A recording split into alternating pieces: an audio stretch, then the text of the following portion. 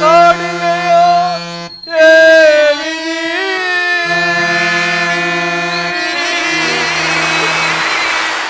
ಸಾಕಿನ್ನು ಜೀವನವು ಕೊನೆಗಾಣಿದರೆ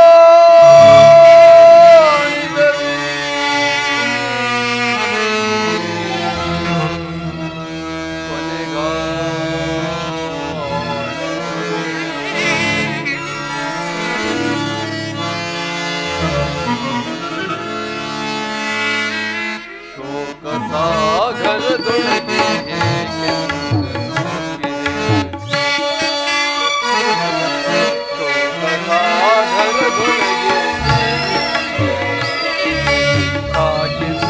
ಜೀವನವು ಕೊನೆಗಾಣಿಸುವರಿವೆ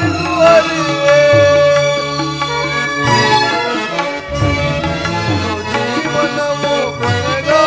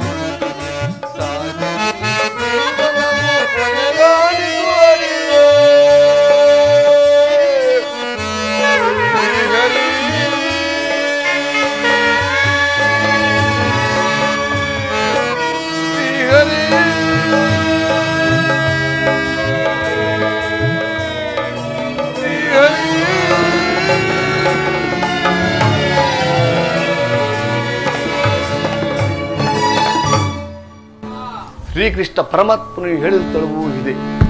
ಇಲ್ಲಿ ನಿನ್ನ ಮಾತೆಯಾದ ಕುಂತಿ ದೇವಿಯು ದರ್ಶನವಾಗುವುದು ಹೇಳಿದರು. ಯಾವ ಕಡೆ ನೋಡಿದರೂ ಮಾತೆಯ ದರ್ಶನವೇ ಕಾಣುತ್ತದಲ್ಲ. ದೇವ ಭಗವಾನ್ ಭಾಸ್ಕರ, ಸೃಷ್ಟಿಯು ಮೊದಲಿಂದಲೂ ಈ ಜಗತ್ತನ್ನೇ ಬೆಳಗುತ್ತಿರುವೆ.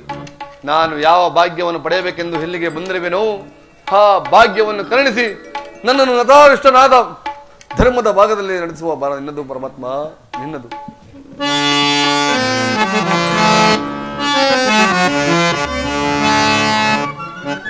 ಹರಿಯಲಾರದ ಘೋರತ ದೇಹದ ದಿವ್ಯಳ್ ಮುಳುಗಿದೆ. ಹರಿಯಲಾರದ ಘೋರತ ದೇಹದ ದಿವ್ಯಳ್ ಮುಳುಗಿದೆ. ಮನದಿ ಮೂಡಿದ ಅಂಧಕಾರವ ಮನದಿ ಮೂಡಿದ ಅಂಧಕಾರವ ಬೆಳಗಿಸೋದೆ ಭಾಸ್ಕರ. ಹರಿಯಲಾರದ ಘೋರ ಸಂದೇಹ. ಹೇ ಭಾಸ್ಕರ,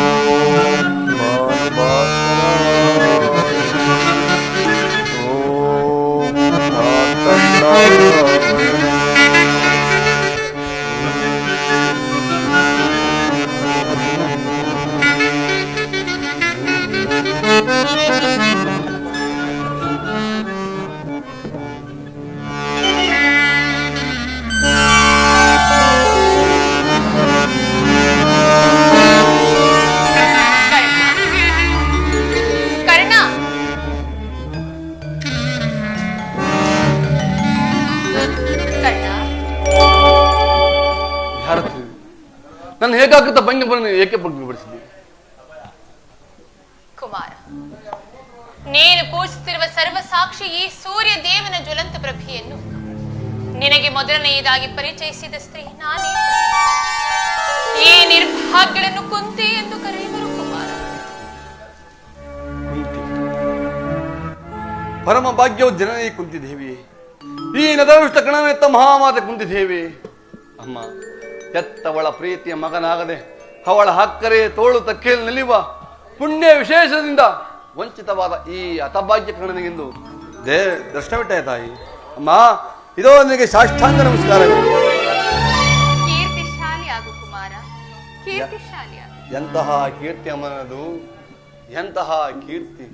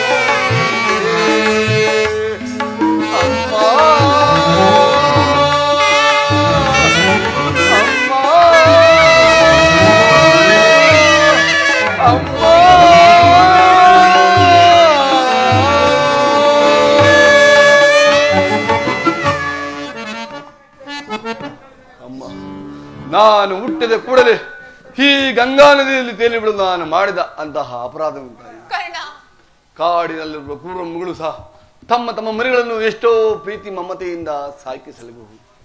ಹೀಗಿರುವಲ್ಲಿ ನೀನು ಮಾತ್ರ ನಿದ್ರಳಾಗಿ ಈ ಗಂಗಾ ನದಿಯಲ್ಲಿ ತೇಲಿ ಬಿಡಲು ನಾನು ಮಾಡಿದ ಅಂತಹ ದ್ರೋಹ ಉಂಟಾಯಿ. ಈ ಪಾಪಿಯ ದೇಹವನ್ನು ಅಲ್ಲಿನ ಜಲಚರಗಳು ಸಹ ತಿನ್ನದೇ ಹಾಗೇ ಬಿಟ್ಟು ಅಮ್ಮ, ಪಾಂಡು ವಂಶದ ವೃಕ್ಷದಿಂದ ಕಿತ್ತ ಬಿಸಿಟ್ಟು ನನ್ನನ್ನು ವಿಭಿನ್ನ ಸಮಾನದಲ್ಲಿ ಹೇಗಮ್ಮ ತೊಳಿ.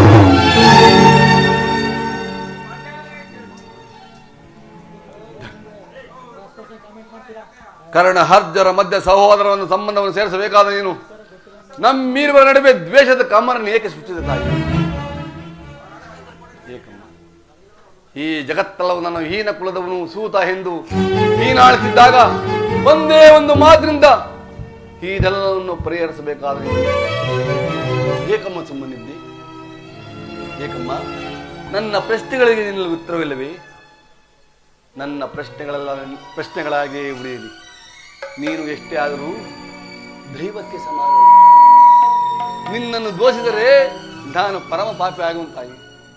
ಇಷ್ಟು ದಿನದ ಮೇಲಾದರೂ ಈ ಮಗನ ನೆನಪು ಬಂತಲ್ಲ, ಕರುಣೆ ತೋರದೆ ತಾಯಿ. ಈ ನಿನ್ನ ಉಪಕಾರದ ಭಾರವನ್ನು ನಾನು ಯಾವ ಜನ್ಮದಲ್ಲಿ ತೀರಿಸಲಿ ತಾಯಿ?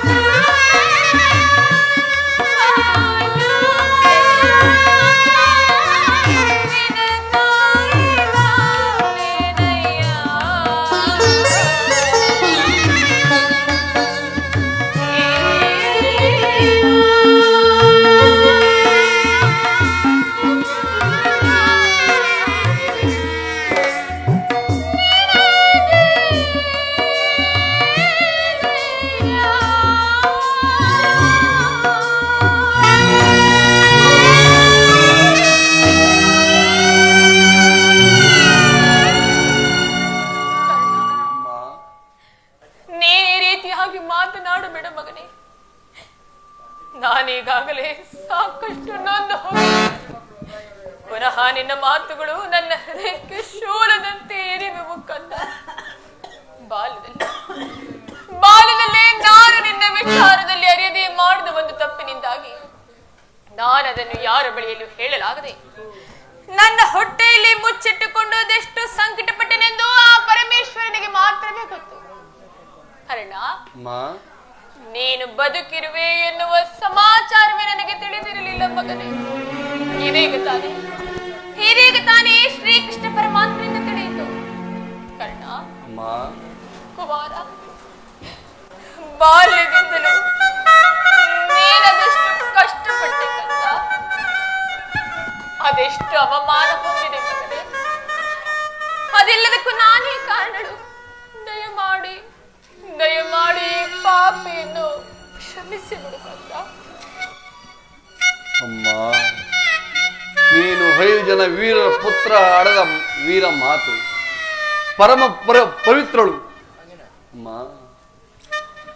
ಈ ನಿನ್ನ ಪವಿತ್ರವಾದ ಪಾದ ಪೂಜೆಯನ್ನು ಮಾಡಿದ ಆ ಪಾಂಡವರಲ್ಲ ಸಕೃತಿಗಳು. ಅಮ್ಮ, ನೀನು ಈ ರೀತಿ ಮಾತಾಡುವುದು ಈ ಬಾಲಕನಾದ ನನಗೆ ಶ್ರೇಷ್ಠವಲ್ಲ ತಾಯಿ.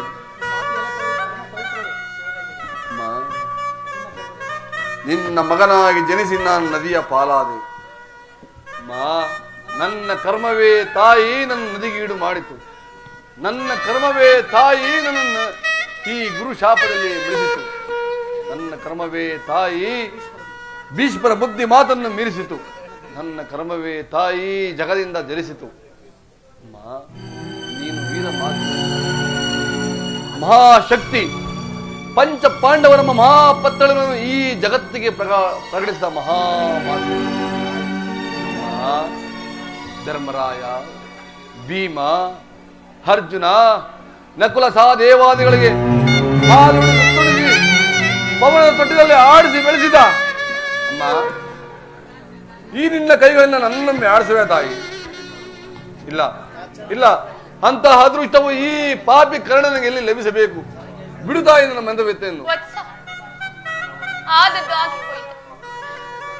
ಅದೆಲ್ಲವನ್ನು ಮರೆತು ಬಿಡು. ಇನ್ನು ಮುಂದಾದರೂ ನಿನ್ನ ಸಹೋದರನೇ ಸೇರಿ ಸೌಖ್ಯವಾಗಿ ಬಾಳುತ್ತಂತ.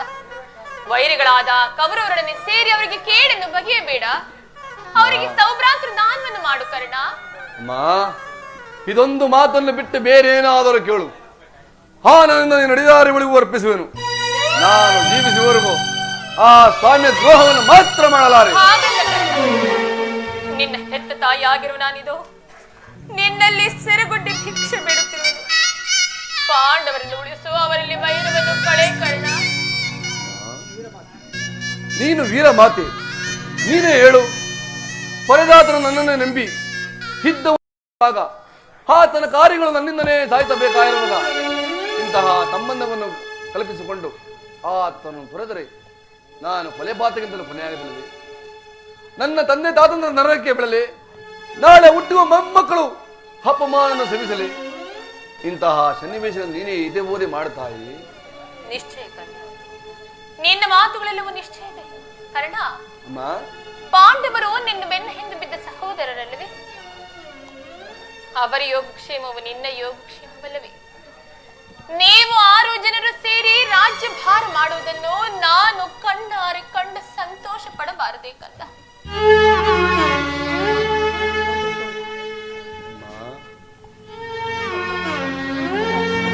ಅಂತ ಅದೃಷ್ಟವು ಈ ಪಾಪಿ ಕರ್ಣನಿಗೆ ಲಭಿಸಬೇಕು ತಾಯಿ. ಕುಮಾರ, ಸಾಮಾನ್ಯ ಮನುಷ್ಯನಿಗೂ ನಿರಾಸವಾಗಿ ದೊರಕಬೇಕಾದೇನು ಮಾತೃ ಪ್ರೇಮವನ್ನೇ ಕೊಡಲು ನಿರಾಕರಿಸಿದ್ದ. ಈಗ ರಾಜ್ಯದಾಸೆ ತೋರಿಸಬೇ ತಾಯಿ. ಇಲ್ಲ ಕರ್ಣ. ಜನನಿ, ನೀನು ಎಳತನದಲ್ಲಿ ಚಿಗುಡಿ ಬಿಸಾಡಿದ ಆ ಬಂದು ಪ್ರೇಮ ಸಸಿಯು ಬತ್ತು ಹೋಗಿದೆ, ಮತ್ತೆ ಚಿಗುರುವುದಿಲ್ಲ ತಾಯಿ. ನೀನ್ ಏಕೆ ಚಿಂತಿಸುವೆ? ಪಾಂಡವರ ಪ್ರಾಣವೇ ತನ್ನ ಪ್ರಾಣವೆಂದು ಶ್ರೀಕೃಷ್ಣ ಪರಮಾತ್ಮನಲ್ಲಿರುವಾಗ ಅವರ ಪ್ರಾಣಕ್ಕೆ ಭಯವೆಲ್ಲಿ ಬರುತ್ತಾಯಿ? ಬಿಡುತ್ತಾಯಿ ನಿನ್ನ ಮನದ ವ್ಯತೆಯನ್ನು. ನೀನು ಆ ದುರ್ಯೋಧನನು ಆ ನನ್ನ ಪಾಂಡವರಲ್ಲಿ ದ್ವೇಷವನ್ನಿಟ್ಟಿರುವಾಗ ಇನ್ನೂ ನಾನು ಭಯಪಡದೆ ಹಾಗೆ ಹೇಗೆ ಇರಲಿ? ಹೋಗಿಬಿಡು ನಿನಗೆ ಅವರೊಂದಿಗೆ ಕೂಡಿ ಬಾಳುವ ಇಷ್ಟವಿಲ್ಲವಾದರೂ ಸರಿಯೇ, ಕಡೆಯ ಪಕ್ಷ ಪಕ್ಷ ಯುದ್ಧದಲ್ಲಿ ಪರೋನ್ಮುಖನ ಅಮ್ಮ, ಈ ಕರ್ಣನ ಅಂತ ನೀಚನ ತಾಯಿ, ಈ ನನ್ನೆರಡು ಬಾವುಗಳಲ್ಲಿ ಬಲವಿರುವವರೆಗೂ, ಈ ನರನಾಡಿನ ಕೊನೆಯ ಹನಿ ರಕ್ತವಿರುವವರೆಗೂ ನನ್ನ ಸ್ವಾಮಿಯಾಗಿ ಹೋರಾಡಿ ಮಡಿವೆನು. ಅಮ್ಮ, ಆತನಿಗೆ ನನ್ನೆಲ್ಲಿರುವ ವಿಶ್ವಾಸವನ್ನು ಏನು ಬಲ್ಲೆ ತಾಯಿ. ಈ ಪ್ರಪಂಚವೇನನ್ನು ಈ ನಾ ಸೂತ ಎಂದು ದುಡಿಬಿಟ್ಟಿದ್ದಾಗ ಈ ರವಿಕುಮಾರನ ಮಾಕಿ ದೈವನಾಗಿ ಮಾನವನಾಗಿ ರಕ್ಷಕನಾಗಿ ಬಂದು ಈ ಜಗತ್ತೆಲ್ಲವೂ ನನ್ನ ಈನ ಕುಲದವರು ಸೂತ ಎಂದು ಈನಾಡಿಸಿದ್ದಾಗ ಈ ಕುಲನನ್ನು ಬಾಚಿ ತಬ್ಬಿ ಆಲಂಗಿಸಿ ಹಂಗ ದೇಶದ ಅರಸನಾಗಿ ಮಾಡಿ ಕುರು ಸಾಮ್ರಾಜ್ಯದ ಮಾಳಿಕನಾಗಿ ಮಾಡಿ ಈ ಭರತ ಖಂಡದಲ್ಲಿ ಕರ್ಣನಿಗೆ ಒಂದು ವಿಶಿಷ್ಟ ಸ್ಥಾನಮಾನವನ್ನು ಸಿಗುವಂತೆ ಮಾಡಿದ ಆ ನನ್ನ ಕೌರವ ಸಾಮ್ರಾಜ್ಯ ಹೇಗೆ ಬರುವಂತ ಬಹು ಪ್ರೀತಿ ಬಣೆಯನ್ನು ಸಾಗಿ ಹಂಗ ದೇಶದ ಅರಸನಾಗಿ ಮಾಡಿ ಕುರು ಸಾಮ್ರಾಜ್ಯದ ಮಾಲೀಕನಾಗಿ ಮಾಡಿದ ಆ ನನ್ನ ಕೌರವ ಸ್ವಾಮಿ ಹೇಗೆ ತೊಳೆದ ತಾಯಿ. ಸರ್ವದ ಆಗಲಾರದು, ನಾನು ಪರಮುಖನ ಆಗಲ ತಾಯಿ. ಆದ್ರೆ ಒಂದು ವೇಳೆ ಯುದ್ಧದಲ್ಲಿ ಪಾಂಡವರು ಏನಾದ್ರೂ ನನ್ನ ಕೈಗೆ ಸಿಕ್ಕರೆ ಅವರನ್ನು ಕೊಲ್ಲಬೇಡಪ್ಪ, ಅವರನ್ನು ಉಳಿಸು ಕುಮಾರ, ಅವರನ್ನು ಉಳಿಸು. ಯಾರನ್ನಾದ್ರೂ ಉಳಿಸುವರು, ನನ್ನ ಪರಮ ಅರ್ಜುನ ಮಾತ್ರ ಉಳಿಸಲಾರ ತಾಯಿ. ಹೌದು ತಾಯಿ, ಅರ್ಜುನನ ಯುದ್ಧ ಮಾಡುವುದು ನನ್ನ ಸ್ವಾಮಿ ನೋಡಿ ಸಂತೋಷ ಪಟ್ಟರೆ ಆಗ ನನ್ನ ಜನ್ಮವು ಸಾರ್ಥಕ. ಅರ್ಜುನನಿಂದ ನಾನೇ ಮೃತರು ಕುಮಾರ, ನನ್ನಿಂದ ಅರ್ಜುನನೇ ಮೃತರಾದರು. ನಿನಗೆ 5 ಮಕ್ಕಳು ಉಳಿಯುವರು, ನೀನು ಚಿಂತಿಸಬೇಡ. ಏಕಪ್ಪ, ಏಕೆ ನನ್ನ ಅರ್ಜುನನ ಮೇಲೆ ನಿನಗೆ ಇಷ್ಟೊಂದು ದ್ವೇಷ?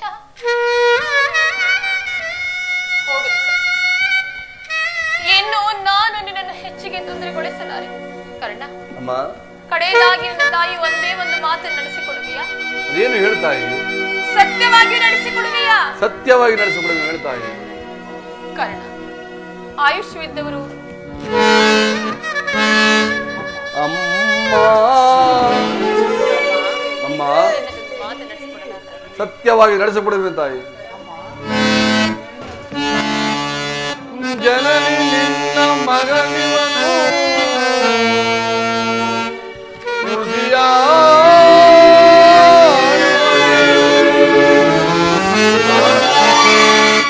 ಜನನಿ ನಿನ್ನ ಮಗನಿವನು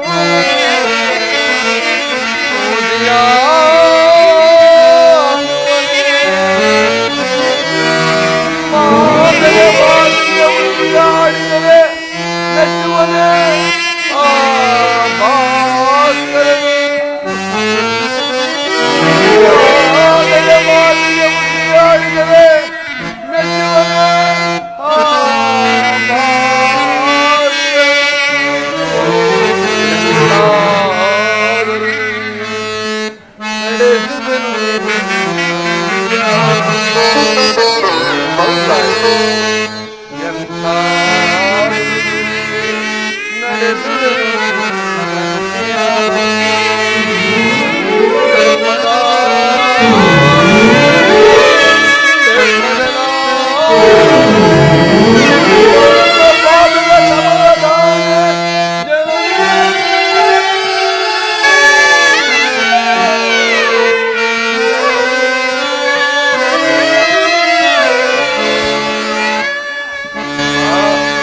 ಏನು ಕೇಳ್ತಾಯಿ?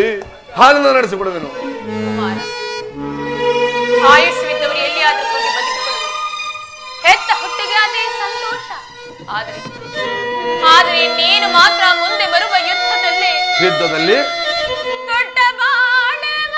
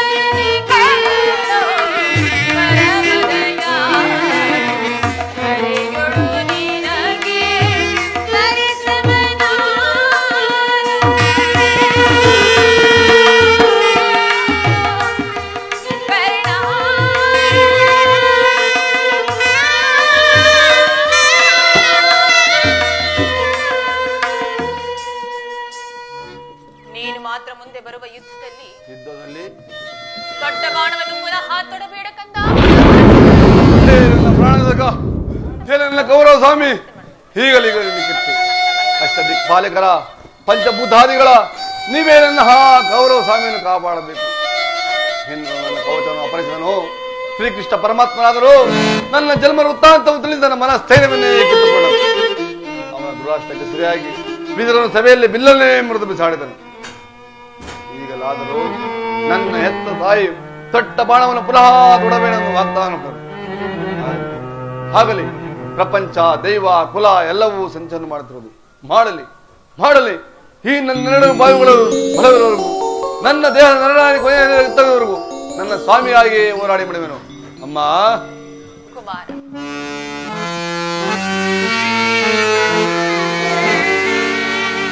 ಎತ್ತ ಕರುಳಿನ ಬಾಲಿಯನ್ನು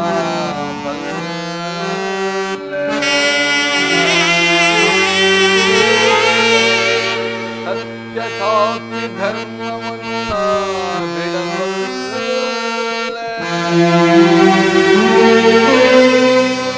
ಕಟ್ಟ ಕಡೆಯೋ ಧರ್ಮಧಾವಿಗೆ ಕಾಲಿಡಬಲ್ಲೆ.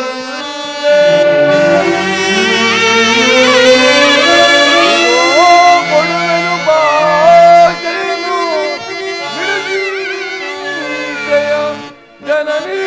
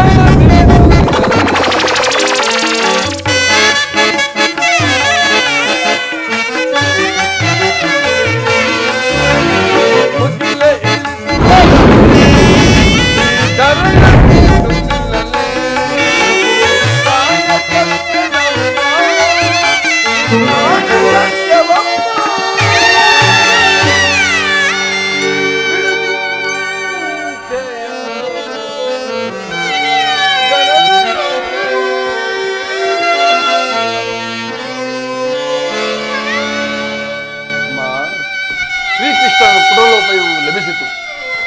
ಈ ಯುದ್ಧದಲ್ಲಿ ನಮಗೆ ಖಂಡಿತವಾಗಿ ಜಯವಿಲ್ಲ.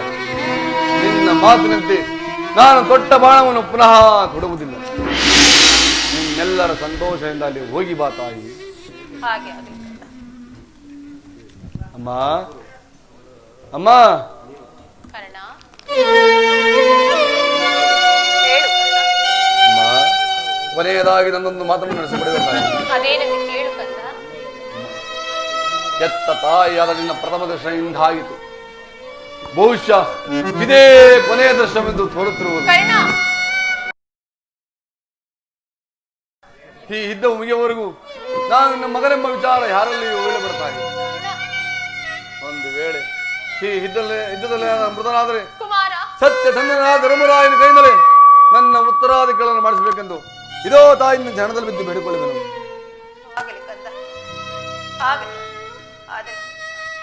ಇಂತಹ ಸಂಕಟ ನಾಶಗಳಿದ್ದರೆ ಈ ಧರ್ಮ ಸಾಮ್ರಾಜ್ಯ ಸ್ಥಾಪನೆ ಆಗುವಂತಾದರೆ ಅಂತಹ ಸಾಮ್ರಾಜ್ಯವೇ ಈ ಪ್ರಪಂಚದಲ್ಲಿ ನಾಶವಾಗಿದೆ. ನಾನೆನ್ನು ಬರಲಿಲ್ಲ. ಅಮ್ಮ ಅಮ್ಮ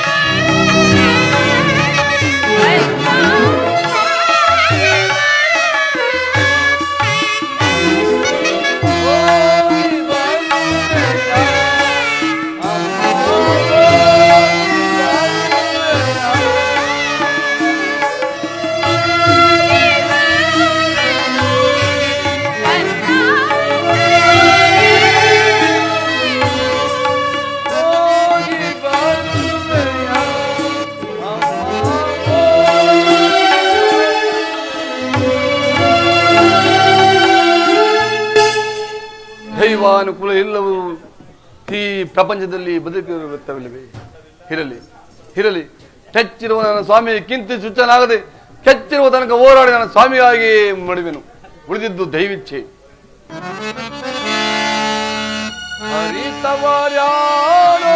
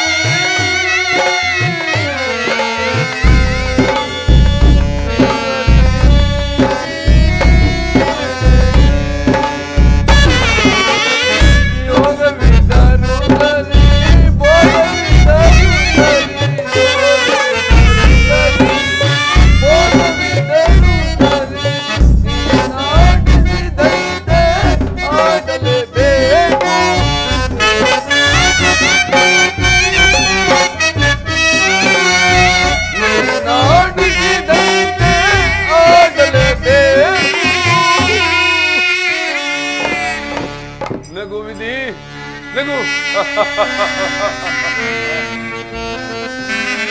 ನಾಡಿಸಿದಂತೆ